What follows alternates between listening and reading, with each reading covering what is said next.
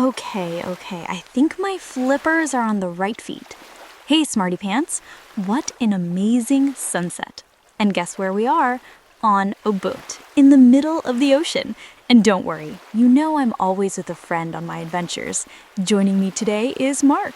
Hey guys, hey Emma. I'm so excited to be here. Did you tell our listeners where we're going? Not yet. I'm keeping it a surprise. Maybe Lev's question will give our listeners a clue. Hi, Emma. My name is Lev, and I'm from Memphis, Tennessee. And how do jellyfish sting people? So, Smartypants, any guesses? If you said scuba diving, you're right. Well done, guys.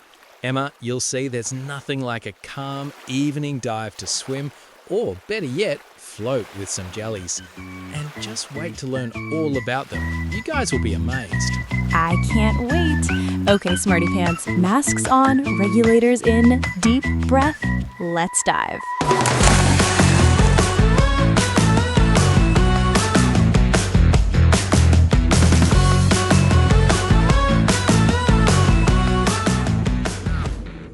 Whoa, everything looks so different down here.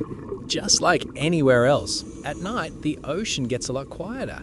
Many fish head to their beds, just like our listeners, and other nocturnal creatures come out. Nocturnal means animals who are awake at night and rest during the day, right? Very good. Oh, I see glowing shapes. Emma, meet my friends the jellyfish. Wow, they are beautiful.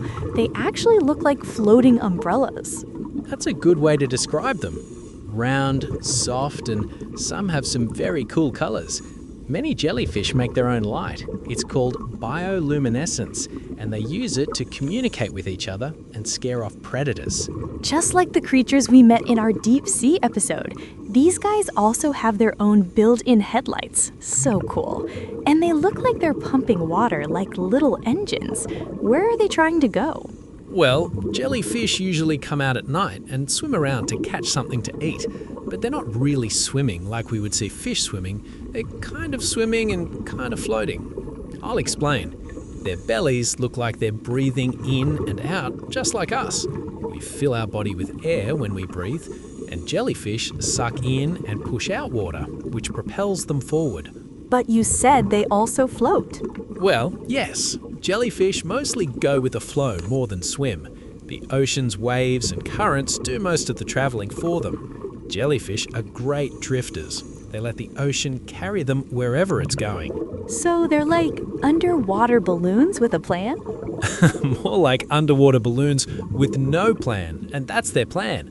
Fun fact, jellyfish don't have a brain. What? No brain? No brain, no heart, no bones. They also don't have eyes like we do. Okay, now I'm officially impressed and confused. How do they even know where they are? They have a simple nerve net, kind of like a bunch of tiny wires spread through their body. It helps them sense light, movement, and touch, just enough to survive.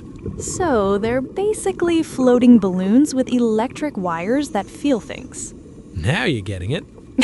But I'm guessing that these floating balloons are not the best to have a water fight with, right? Lev's big question is still floating in my head. How do jellyfish sting people? All right, Smartypants, let's slow down and zoom in. See those long, stringy arms trailing behind the jellyfish? Yep, those look delicate.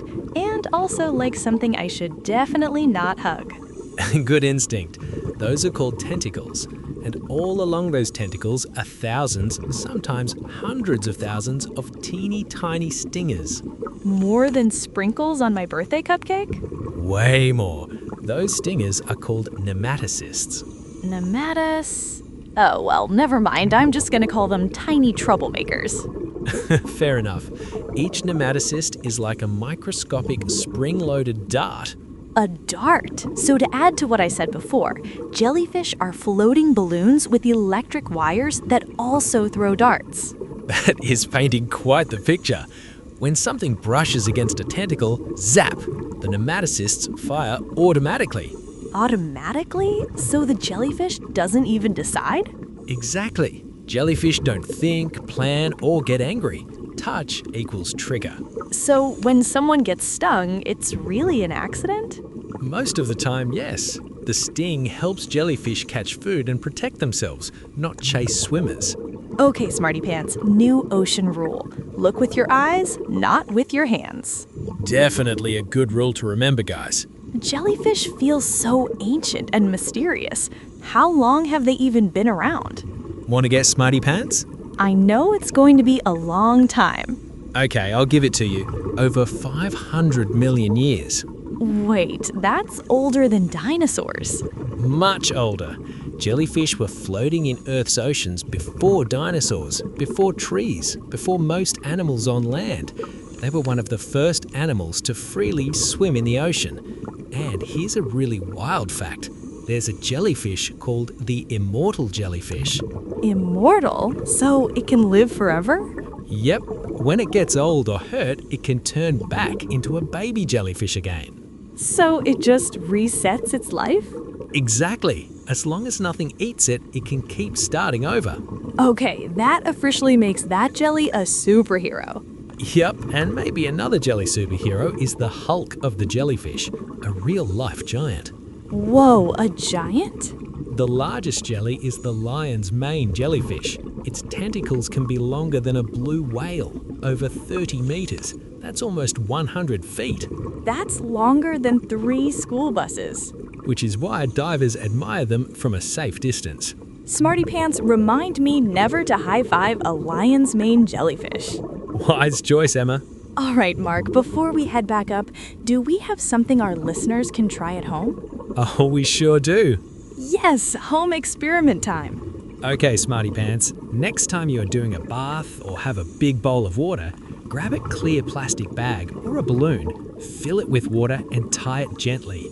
Let it float in the water and gently slosh the water around. And there, you've made your own jellyfish. Oh, I would also add ribbon or string underneath to be the tentacles. Can't forget the tentacles.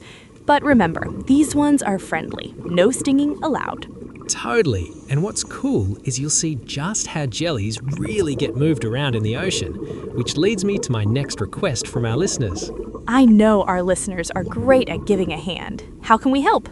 Firstly, find your local aquarium, and if they have jellyfish, check them out. You'll be able to safely watch these beautiful creatures and learn more about them. And we know that knowledge is a superpower, right guys? Absolutely right. Our oceans really do depend on us keeping them clean and safe. So, next time you're at the beach, make sure that all your trash and anything else you see lying around goes into the garbage. Your local jellyfish and their friends will thank you. Yes, indeed. I just don't want to shake their hands. Oh, I mean tentacles, though. No offense. Oh, I think none would be taken. Okay, Emma, time to head back up. Have you had a good time? This has been amazing. Lev, I hope we got to answer your question and give you some cool insights into balloons. Oh, I mean jellyfish. Let's see if I got this right. Jellyfish sting using tiny stingers called nematocysts on their tentacles. They don't mean to sting, it just happens when something touches them. And they've been doing it for hundreds of millions of years, with no brain, no bones, and no eyes. Which means jellyfish aren't scary. They're just ancient, squishy, glowing geniuses of the ocean. Couldn't have said it better. Thanks for diving with us, Smartypants. Stay curious, stay kind, and remember, the ocean is full of wonders. And the more you learn, the more magical it becomes. Bye, everyone. The Hey Smartypants podcast is produced by Leora and Novo Cohen and their dad. Our theme music was created by Andre Rossi, and we use different AI voices, like mine, to deliver our content. We invite you to send us questions you want the answer to our email, heysmartypantspodcast@gmail.com. See you next time.